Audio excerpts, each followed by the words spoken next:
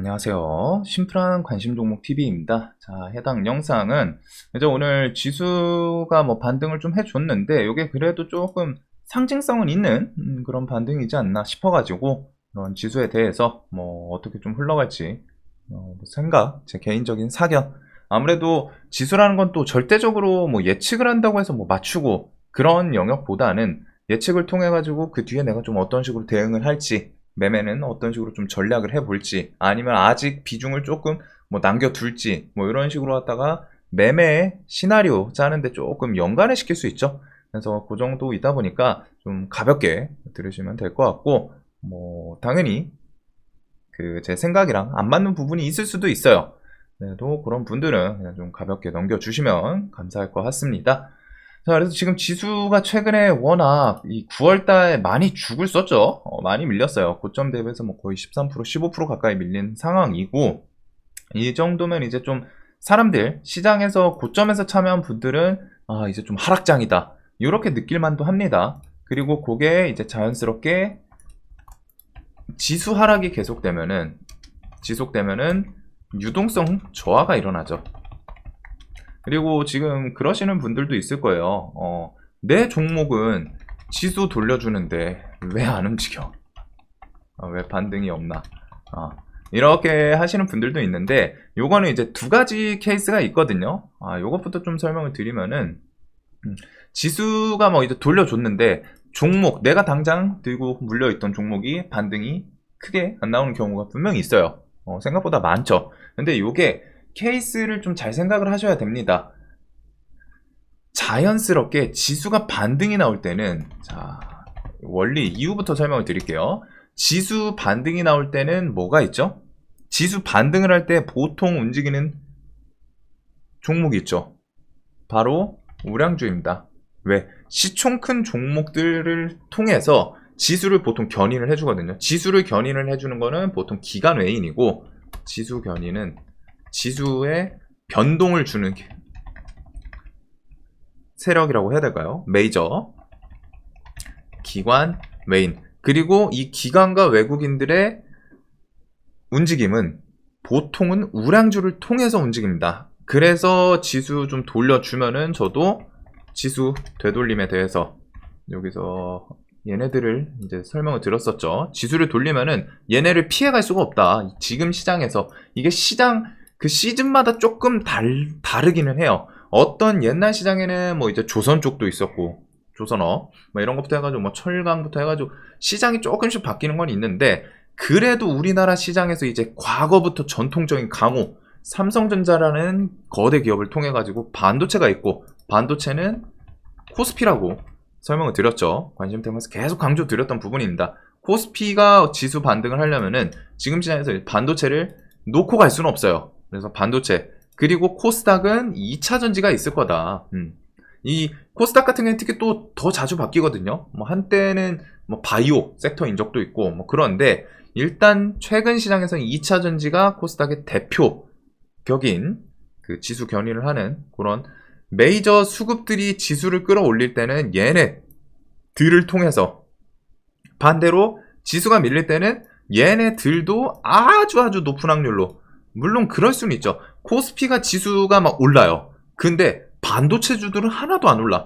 그러면은 코스피에서 반도체를 제외한 나머지 모든 종목들이 올라야지 지수 상승이 일어날 수 있는 건데, 그러기는 사실 쉽진 않죠. 코스닥도 마찬가지입니다. 2차 전지 빼고 상승 일어날 수 있어요. 당연히 지수 반등 일어날 수 있어요. 하지만 얘네를 빼놓고 하기에는 효율이 떨어진다는 거죠. 효율이.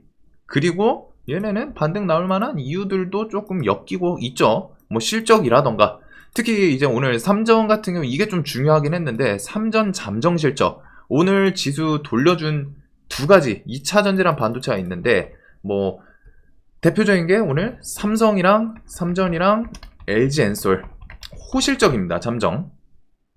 LG엔솔은 코스피죠. 코스피인데 코스닥에 뭐가 영향이 있어? 하지만 2차 전지라는 큰 타이틀이 엮여 있고, 코스닥에서 가장 큰 영향을 미치는 게 2차 전지 섹터다 보니까 LG엔솔 반등을 통해서 나머지 애들, 그리고 코스닥에 뭐 대표적인 것도 있잖아요. 에코프로를 빼놓을 수 없잖아요.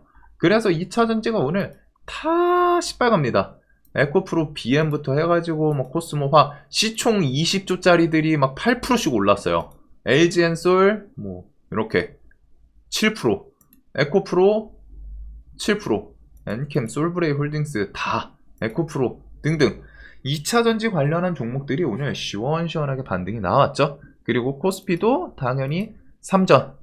요거 뭐 이제 갭 뜨고 좀 밀린 거 아쉽기는 한데 음봉이지만 장중에 3전이 4%까지. 야, 3전 4%면은 지수 엄청 어마어마했던 거죠. 뭐 6%, 10% 움직이면 3전은 사실 상한가 같다라고 표현을 할 수 있을 정도로 엄청 괜찮게 움직인 건데 3전이 오늘 뭐 4%까지 갔다 왔었습니다. 그래가지고 이런 모습들이 있었고 이게 왜 내 종목이 반등이 없나 지수는 돌려주는데 이거를 물어보시는 분들이 꽤 있어요. 왜 그럴까요? 한번 생각을 하시면은 바로 답이 나올 수 있습니다. 지수가 돌려주고 지수를 돌려줄 때 얘네들 기관 A인들이 힘을 쓰는데 얘네들이 뭐에다 힘을 준다? 우량주에 힘을 써요. 그러면 우량주가 움직이죠. 우량주들이 움직이면 뭐가 되죠? 시장의 수급이 몰립니다. 시장에서 수급이 저쪽으로 몰린단 말이에요. 그래서 우량주가 어마무시하게 잘 갈 때는 사실 그 좀 세력주, 테마주들이 판을 좀 못 치기도 하거든요. 얼마 전에 있었던 2차 전지 시장, 우량주 시장 기억나시죠? 에코프로 BM, 그다음 에코프로 뭐 HN, 얘네 셋이서 막 거래대금 막 5조 막 이런 식으로 터치고 포스코 계열들 해가지고 합쳐가지고 걔네들만 해서 뭐 10조 가까이 터지고 시장에 막 거래대금 12조, 13조인데 종목 그 소수의 우량주들 몇 개, 열대 개 종목이 시장의 대금을 다 쓸어갔던 게 몇 달 안 됐어요. 그런 것처럼 지수가 반등을 할 때는 우량주가 높은 확률로 반등이 나오고 있고 얘네들의 힘이 쏠리고 있다는 거죠. 그리고 시장의 수급은 항상 기억해둬야 되는 게 수급, 유동성, 특징이 있죠. 시장의 수급 유동성의 특징. 당연하면서 꼭 기억을 해두셔야 돼요. 한정적이라는 거예요. 한정된 자원이라는 거예요. 시장에 그냥 딱 100개만 있어. 그냥 숫자로 간결하게 표현하면은 100개가 있는데 이 100개를 어디에 분산시킬 거냐, 오늘 그냥 어디에 몰릴 거냐, 아니면은 하나씩 분산할 거냐, 이 차이인데 우량주들이 움직일 때는 이쪽으로 쏠리기 때문에 보통 이제 지수 돌려주는데 뭐 이제 좀 반등, 좀 약하거나 그런 종목들은 보통 이제 세력주 테마주죠. 애초에 제 영상을 보시는 분들은 세력주 테마주 매매를 하기 때문에 그래서 뭐 이런 게 좀 중소형주들 지수 막 시원하게 3% 돌렸는데 내 종목은 막 2%, 3%, 뭐 보합, 마이너스 이런 종목도 분명히 나와요. 왜 그러냐면은 수급이 몰려서 그래요. 요쪽에. 자, 그러면은 이러다가 지수 돌려주는데도 내 종목 반등 없으면 어떻게 하냐? 하지만 중소형주들은 이게 시장의 흐름이 있거든요. 보통 지수를 돌리거나 상승을 할 때는 그 움직임이 있습니다. 처음 스타트는 보통 지수 뭐 상승, 지금 뭐 반등이 계속 이어질지는 모르겠어요. 솔직하게 저 기술적인 반등이 좀 추세까지 이어지면서 상승을 할 가능성이 높지 않나라고 생각하는데 쭉쭉 이어질지는 모르겠습니다. 뭐 막말로 갑자기 쪽이 뭐 이스라엘 거기서 뭐 유전, 가스전 이런 거 뭐 폭발 테러 이런 거 일어나고 하면은 당연히 좀 시황 또 출렁일 수도 있기 때문에 근데 뭐 지금 그럴 것 같지는 않기는 한데 뭐 해외 시황까지 그런 악재들은 이제 좀 돌발성 악재죠. 우리가 예상을 하거나 예측을 해서 대응을 할 수 뭐 막을 수 있는 게 아니에요. 우리가 뭐 예측해가지고 얘네들 우리가 지금 주식하는 사람이 가가지고 이스라엘 막 가스전, 유전, 하마스에서 막 테러하기 전에 우리가 막 그쪽 가가지고 막고 그럴 수는 없잖아요. 그러다 보니까 그런 돌발성 악재를 제외하면은 지금 시장은 좀 다시 돌려줄 가능성이 높지 않나 싶기는 합니다. 그리고서 지수 상승 혹은 반등 좀 추세 흐름에서 그냥 단발성 말고 조금 뭐 상승장이라던가 반등도 많이 밀려있던 거에서 좀 낙폭에 대해서 많이 돌려놓을 때 그런 반등을 나올 때는 움직임이 보통 우량주가 우선 움직여요. 우선적으로. 가 먼저 선 움직이고 그리고 시장에 투심 살짝 불 붙여주고 그리고 중소형주들이 이제 우리가 여기서 중소형이라고 표현하지만 세력주죠. 세력주들이 뉴스를 붙이거나 식으로 움직이는 이런 흐름이 있습니다. 그래서 이게 지수 좀 돌려주는데 내 거 종목들 세력주들 왜 반등 바로 없나 이렇게 생각하시는 분들도 있을 거예요. 분명히 옆 동네 보면은 중소형주인데도 반등하는 섹터도 있거든요. 지수 돌려주니까 바로바로 반등하는 섹터도 있어요. 그런 거는 이제 시장에 조금 연동성이 더 짙거나 아니면 좀 상대적으로 최근에 움직였던 애들일수록 이런 움직임이 좀 있기는 합니다. 좀 동떨어지거나 기간이 시세를 줬던 기간이 지금 시장이랑 좀 멀면 멀수록 움직임이 살짝 뒤에 있어요. 후순위 같은 느낌인 거죠. 근데 일단은 시장이라는 게 보통 이렇게 반등이 중성주들 지금 들고 계시는데 아직 반등 안 나와가지고 좀 섭섭하거나 아이씨 이거 뭐 잘못했나? 이런 생각하시는 분들도 있는데 그런 분들도 요 시장의 흐름이라는 게 있거든요.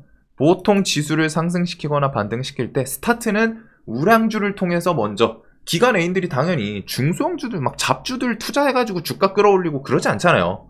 그런 거 보신 적 있나요?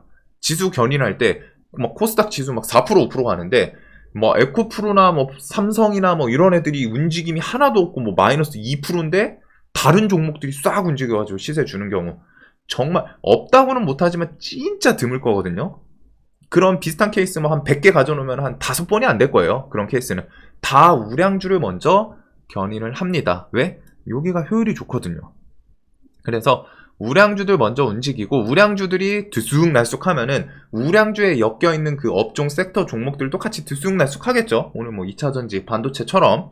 그리고 거기서부터 이제 시장의 투심이 슬쩍슬쩍 아이씨 최근에 좀 너무 안 좋았는데 비 계속 내려가지고 막 하루 종일 막 소나기 오고 그래서 밖에 안 나갔는데 오늘 좀 해가 뜨는 것 같네. 우량주들 빨간색이 좀 보기 좋네. 조금 괜찮나 하면서 투심이 슬슬 이제 살아나는 거죠. 시동을 거는 거죠. 그리고 그 흐름이 조금 이어지면서 진정이 됐을 때 이제 중소형주들이 이제 기다렸다는 듯이 그리고 기관 애인들도 수급을 여기서 우량주 막 이렇게 땡겨 올리고 개인들이 그러면 이제 투심 붙으면서 그 뒤에 우량주 따라 붙거든요. 그러면 거기에다 이제 매도하면서 중소형주들로 가요, 걔네들이. 그래서 기관애인들 움직임도 상승장에서 복귀해 보시는 분들은 아시겠지만 우량주를 먼저 땡겨 올리고 땡겨 올리면 개인들이 처음에 긴가민가 하다가 10%, 15% 가면 이제서야 늦은 거죠. 그때서야 더 갈 것 같아. 나 놓고 갈 것 같아. 그래서 우량주를 좀 달라붙거든요. 뒤늦게 우량주 매수 개인들의 그러면 거기다가 신나게 야 고맙습니다 하면서 막 팔아 제껴요. 기관 애인들이 팔아 제끼고 팔면서 이제 차익 그 돈이 남잖아요. 그걸 통해서 중소형주들로 그러면은 개인들한테 우량주 우리 밑에서 산 거 다 넘기고 그 다음에 이제 중소형주로 가서 해먹자. 중소형주. 그럼 개인들은 우량주 물려가지고 뭐야 왜 안 가지? 어이씨 나 놓고 갈 것 같아서 탔는데 고점에서 매수하는 이유 중에 하나가 요겁니다. 우량주들 특히. 그리고 거기서 이제 중소형주들이 여기서 물려가지고 우량주들은 솔솔솔솔 조금씩 내려오겠죠. 근데 중소형주들은 밑에서 막 미친듯이 치고 올라가고 있어. 그러면은 뒤늦게 이쪽으로 또 갈아타고 요거 반복이에요 시장이. 그래가지고 요 흐름이 있다 보니까 그리고 세력 같은 경우는 기관 애인들이랑은 좀 거리는 있지만 그래도 시장이 좀 안정되고 개인들 투심 돌아오고 하면은 거기서부터 이제 뭐 뉴스 갖다 붙이거나 돈으로 땡겨 올리거나 이런 움직임이 이어지기 때문에 지금 당장 뭐 당연히 사람 욕심상 지금 지수 내 것도 바로 돌려주면은 너무 좋겠죠. 너무 좋을 수 있는데 그게 조금 거리가 있을 수 있는 게 이런 부분이 있습니다. 지수 돌려주더라도 왜 반등이 없나? 그게 이런 흐름이 있기 때문에 그래가지고 그 다음에 아까 설명드렸던 거 시장에서 최근 반등 움직였던 종목일수록 조금은 단기 반등이 더 힘이 쏠릴 수 있어요. 왜? 시장 관심이 아직 살아있기 때문에 그런 게 있고 자 그리고 오늘 이제 좀 상승이 나왔는데 좀 의미는 꽤 괜찮은 것 같습니다. 그래서 그렇게 생각하는 이유 중에 하나가 일단은 뭐 몇 가지가 있는데 일단 800선 요거를 좀 깨는 자리들은 저는 엄청 좀 요 구간에서부터는 좀 적극적으로 볼만하다라고 멤버십에서도 좀 설명을 드리긴 했거든요. 이 800선이 800 구간에서부터 깨는 자리는 이런 구간은 사실 그냥 스트레이트로 여기까지 가기는 쉽지 않아요. 애초에 스트레이트로 좀 가기도 쉽지도 않고 이런 구간에서부터는 RSI도 좀 과매도 구간 다시 진입하는 거였고 했었는데 최근 여기서 일단 좀 차트의 움직임이 바뀌어지는 걸 좀 볼 수가 있죠. 최근에 한 달 동안은 계속 우하향하는 흐름이었습니다. 근데 이제 800선 주변에서는 슬쩍 옆으로 기는 모습들이 슬쩍슬쩍 좀 다르죠. 여기서는 계속 하락하는 그런 움직임이었다면은 최근에는 저점 800을 좀 주변으로 이제 슬쩍슬쩍 옆으로 기는 이 움직임이 조금 추세가 확 하고 위에서 쭉 하고 내려오다가 이제 슬쩍슬쩍 브레이크를 밟는 그런 식의 모습이 좀 있는 것 같습니다. 물론 이게 이렇게 해서 막 2% 3% 떨어지면은 어우 이거 뭐 이리 세게 밀려 하기는 하는데 여기서 2%씩 계속 밀리고 내려오다가 지금은 이제 이렇게 그리고 RSI도 과매도 30 구간에서 지금 슬쩍슬쩍 얼굴을 지금 연속적으로 좀 비치기는 했어요. 그래서 이런 부분들은 이제 요 주변에서 뭐 다시 저점을 아예 안 깬다라고는 할 수는 없기는 한데 차트 측면에서 봤을 때는 여기서는 최소한 매수세가 이제 좀 들어온다는 거죠. 아 이게 밀렸는데 여기서 이제 매수세가 들어온다는 건 뭐겠어요. 상대적으로 요 구간에서는 이제 사람들이 조금 가격이 좀 싼데? 라고 생각하는 그런 종목들도 있다는 거예요. 이게 계속 저점 깨고 이탈 쭉쭉 하다가 요 구간에서는 밀렸다가 매수 들어와서 갭 뜨고 밀렸지만 매수 들어와서 또 다시 시세 주고 밀렸지만 다시 매수 들어와서 시세 주고 움직임이 완전 달라지죠. 그리고 요거는 자연스럽게 요 구간에서부터는 이제 사람들이 요거는 좀 매수할 만한 구간이지 않나? 매수세가 들어온다는 거. 주식도 똑같아요. 막 하락하다가 일정 구간에서 이제 지지를 하고 막 버티고 그런 모습이 있는 영역은 이제 슬슬 그쪽부터는 매수세가 들어온다는 거잖아요. 지수도 종목이랑 똑같은 움직임을 보여주기 때문에 이런 식의 지금 슬쩍 매수세 이런 것들은 꽤 괜찮은 부분이 있지 않나. 즉 시장에서는 요즘 주변에서부터는 이제 좀 매력적인 구간이다 라고 판단을 하는 걸 수도 있겠죠. 그 다음에 뭐 이런 것들을 보면 신용잔고는 뭐 날마다 조금씩 늘고는 있어요. 뭐 반대매매가 엄청 세게 나오고 그러진 않았는데 일단은 좀 뭐 깨진 것도 깨졌고 그리고 오늘 이제 코스피 코스닥 같은 경우 4일 연속 수급 연속성이 좀 있거든요. 특히 외국인 항상 저는 지수에 대해서는 뭘 봐야 된다? 외국인 영향력이 워낙 크다 우리나라는. 그래서 외국인을 좀 더 좋아하는데 기관도 그렇고 외국인 코스닥에서 좀 매수세가 계속 이어지고는 있습니다. 그리고 코스피는 외국인은 좀 매도 있지만 기관 이런 것들 그리고 뭐 어차피 코스닥이 사실 개인들한테는 코스닥이 조금 더 중요해요. 대부분 이제 중소형주 매매를 하기 때문에 그리고 코스피가 힘이 없더라도 코스닥이 힘 있으면은 세력주 매매하는 입장에서는 꽤 괜찮습니다. 테마 막 이것저것 또 붙는 것도 있고 자, 그리고 오늘 지금 이제 저는 좀 요 주변부터는 지수가 뭐 아예 박살 난다 이렇게는 좀 생각을 안 한 이유가 방금 그런 차트 측면 지수 차트 측면이 있었고 그 다음에 이제 매수세가 슬슬 들어오는 거죠. 존재 그리고 위에서부터 하락하던 하락 추세와는 좀 다른 모습 이제 옆으로 기기 시작하는 모습들 이런 걸 통해 가지고 차트 측면에서는 좀 괜찮아 보이는 거. 그 다음에 수급 코스닥 4일 연속 양매수 수급 지속성이 이제 좀 보이는 거죠. 그리고 오늘 이제 지수를 어떻게 보면 견인해줬던 거 결국에 지수를 끌어올리려면은 단기적이든 뭐든 삼전 코스피 반도체 코스닥 2차전지 얘네들 움직임이 계속 중요해요. 그래서 삼전 같은 경우 2차전지 쪽 LG엔솔도 좀 호실죠. 그리고 삼전이 이게 외국인이었으면 더 좋았을 것 같은데 금융투자가 유독 많이 사요. 이게 조금 아쉽거든요. 금투가 많이 사는 게.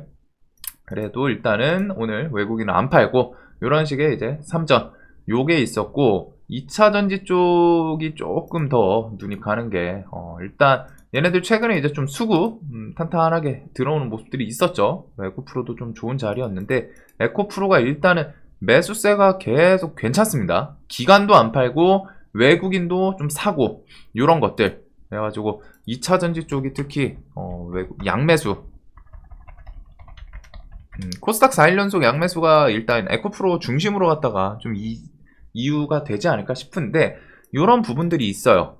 자, 그래서 일단은 지수가 이렇게 해서 이런 관점들을 통해서 지금 주변에서는 좀 저점을 깨더라도 막 팍팍하고 밀리고 그러진 않을 것 같거든요. 오히려 또 저점 깨고 하면은 또 반등 나오고 이런 모습을 좀 보여줄 것 같고, 어느 정도 저점 형성을 해줄 가능성이 높지 않나 싶은 상황입니다. 이런 걸 통해 가지고 그냥 지수만 차트만 보고 버텨주죠, 이제 지수 저점 형성해 줄 겁니다, 이게 아니라 이런 것들을 통해 가지고, 대신에 이런 거는 좀 계속 트래킹을 하기는 해야겠죠. 추적하면서 뭐 갑자기 좀 양매도 세게 나온다거나 뭐 이런 거에서 매도세가 뭐 미친듯이 쏟아진다거나 그런 거는 좀 당연히 추적을 해야 되는 부분인데, 일단 이런 내용들을 통해서 꽤 괜찮아 보이고, 그 다음에 이 우량주 움직이고서부터 뒤에 요 시장 흐름까지 좀 이어지는지 보시면 좋을 것 같아요. 자, 대신에 이제 변수는 뭐 CPI부터 해가지고 뭐 CPI 실적 시즌 있겠죠.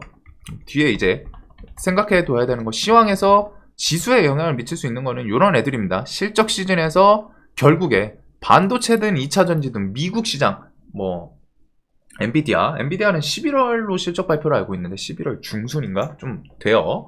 근데 일단 실적 시즌 앞두고 종목들 그리고 업종들의 움직임, 특히 우리나라 반도체 2차전지, 얘네를 강조를 할 수밖에 없어요. 얘네가 중심이기 때문에 테슬라, 엔비디아 요런 애들 움직임을 좀 실적 시즌 같이 엮으면서 볼 필요는 있을 것 같고, 그 다음에 CPI, 그 다음에 11월, 12월 뭐 FOMC 금리 인상, 요거 플러스 아까 설명드렸던 것처럼 이스라엘 전쟁에 대해서, 그거 이스라엘 전쟁이 지금 과연 유전, 가스전 요쪽 테러만 아니면 될 것 같거든요.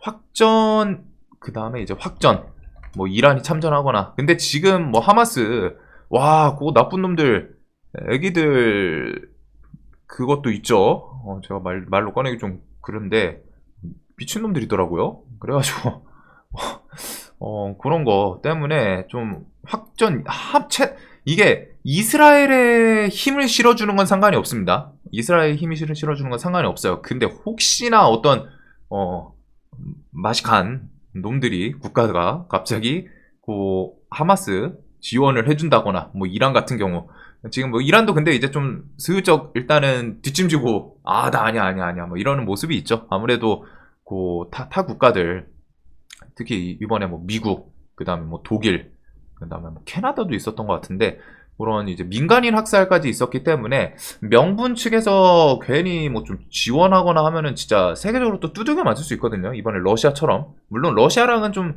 규격 크기도 다르고, 전쟁 크기가 애초에 얘네가 뭐 이제 완전 정규군도 아니고 하다 보니까 게릴라 느낌인데, 일단 그런 것 때문에 쉽지는 않을 거라고 생각하긴 합니다. 그래도 혹시나 어디 또 맛간 거기서 이렇게 해서 또 참전하거나 하마스의 힘을 실어주는 국가가 있는지, 그거만 아니면 될 것 같아요. 이스라엘의 힘 실어주는 건 전혀 상관없습니다.